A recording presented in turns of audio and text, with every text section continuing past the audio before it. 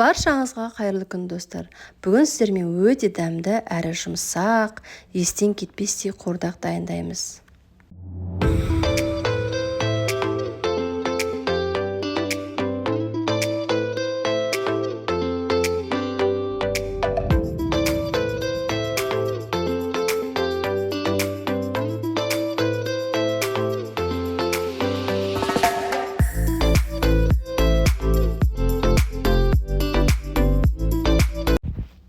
Бірінші біз қазанға қойдың майын, шұжығын бірінші қуырып аламыз.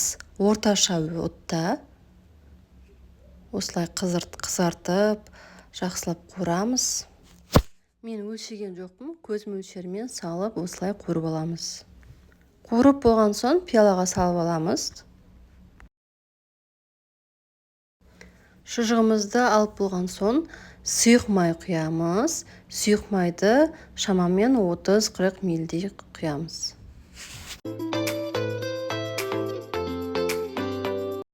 Қызып тұрған майымызға етімізді саламыз. Менде сиырдың еті болды.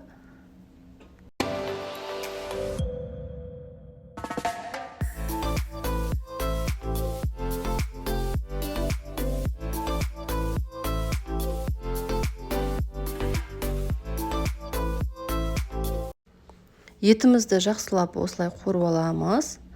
Сосын шамамен жарты ас қасықтай тұз саламыз. Етіміздің өзіне жақсылап араластырып, жақсылап қуырылған етіміздің үстіне су құямыз. Суымыз 30-40 милдей құйып, үстін жауып 15 минутқа бұқтырып қоямыз. Өте төмен отта. Және бізге қажет болады 6-7 дана картошка және 1 пияз. Пиязымызды жақсылап турап, үстін салып, қуырып аламыз, қызартып.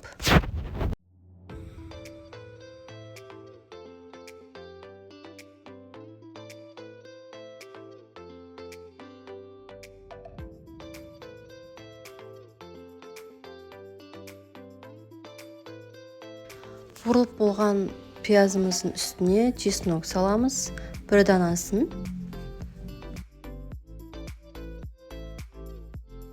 Туралған картошкамызды саламыз.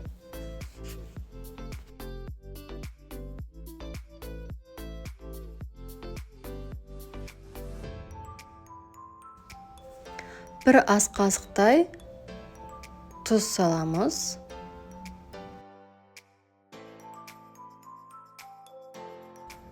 Және 150-200 милдей су құямыз. Суымыз қайнаған соң қазанымыздың астын төмен отқа қойып 35-40 минутта пісіріп аламыз.